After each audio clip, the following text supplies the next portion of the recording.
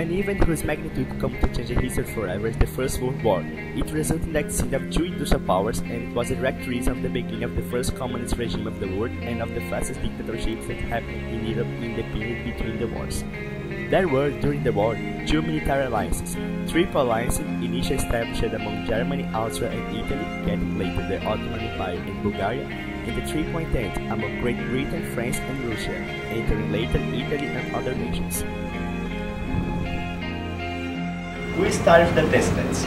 Before war, there was the Franco-Prussian War, which the French was defeated and the national pride was mediated for the capture of Napoleon III for the German troops and the foundation of the German Empire in the West.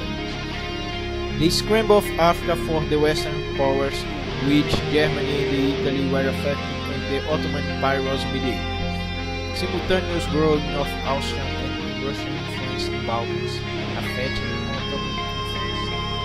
Balkan Wars, 1912, it was vectors for pan-Slavic growth in the Balkans, especially in Serbia and Bosnia occupied by Austria-Hungary. All that factors added resulted in the greatest war ever seen until the moment. Alliances had already been formed, missing a little spark to throw in the air the political stability of the world.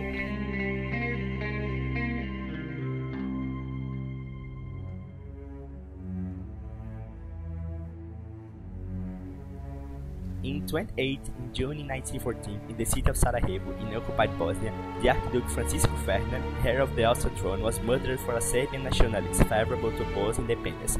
After a serious diplomatic crisis, the Austro-Hungarian Empire, member of Alliance, declared war to Serbia, allied of Entente. The combat started in August 1914.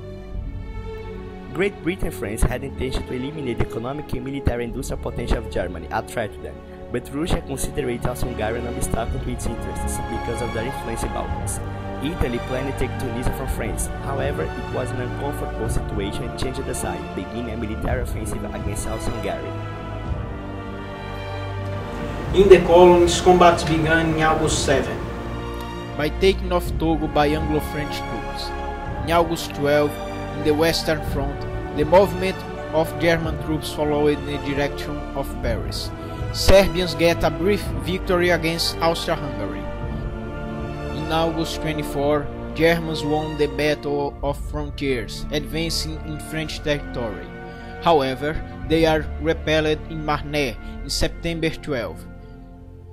In Eastern Front, the Russian army was defeated in Tannenberg, losing 19,000 soldiers.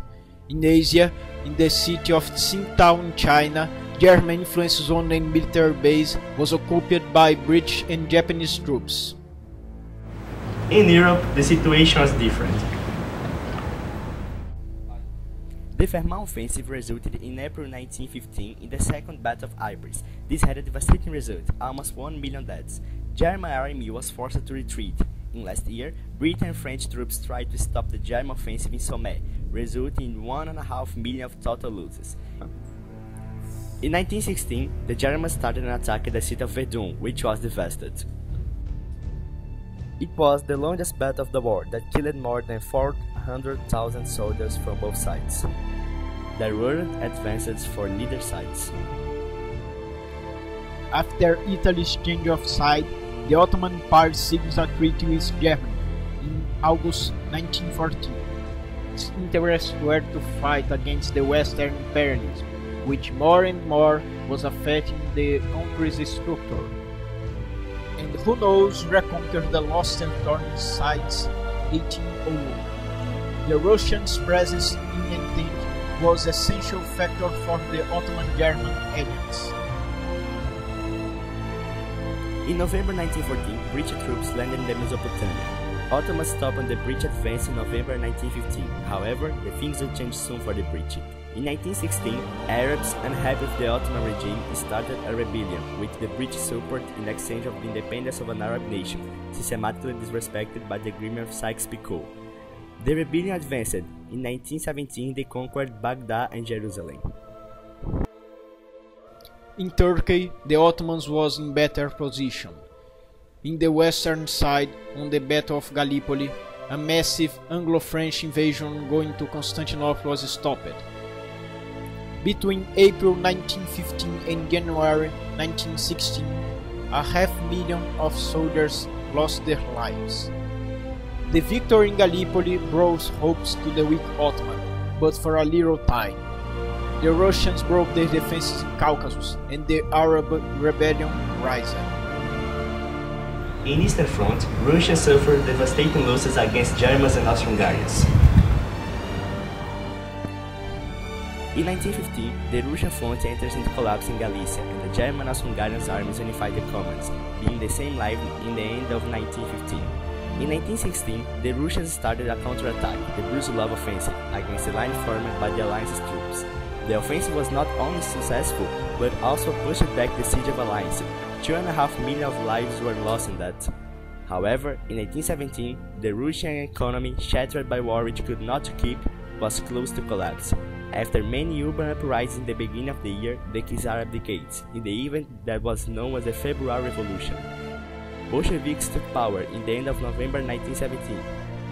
Bolsheviks, after a lot of negotiations with German Ottoman Empire, signed the surrender of the newly created Russian Soviet Socialist Republic through the Treaty of Brest-Litovsk in 1918. As you can see, the concessions of Russians with Germans and Ottomans were great. Back to the Western Front, it was started in 1918, the Ludendorff Offensive. The offensive continued until the half of year, when the American troops arrived.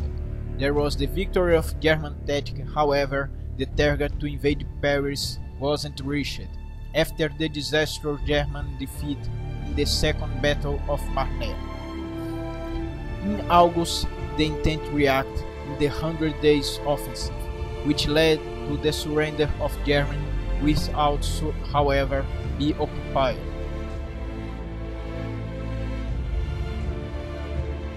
On both sides, the situation was unsupported. Also, in Germany, the takeover that ended the war came after it occurred in the other Alliance countries. On October 3, 1918, the Ottomans signed the armistice. On November 3, the Austro-Hungarians signed it, after the defeat tweeted at Battle of Vittorio Veneto. On November 9, Germany became republic and 2 days later signed the armistice. For the Ottoman Empire, the peace treaty was his ruin. The treaty established that the country lost all its possessions in the Middle East and divided the country into zones of influence. Now we are going to talk about the consequences. In Middle East, the treaty with Arabs was broken. Arabia was divided between Great Britain and France, and the jurisdiction of Palestine was handed over to the newly created World Zionist Organization. In Germany, the consequences were devastating to the economic collapse because Germany had lost much of its labor in the war. By the Treaty of Versailles, Germans lost more than 75,000 square kilometers, forced to reduce its army to a maximum of 100,000 soldiers, give their planes and ships to Great Britain, and would have to pay a millionaire indemnity. On the Soviet side, they lost the control over all the East Europe and Caucasus, but the conditions were severe. In these territories, Russians lost a third of its population, 19% of its coal mines, and a half of the industries. Well people, and so ends the war to end the wars, and we end up here. Goodbye.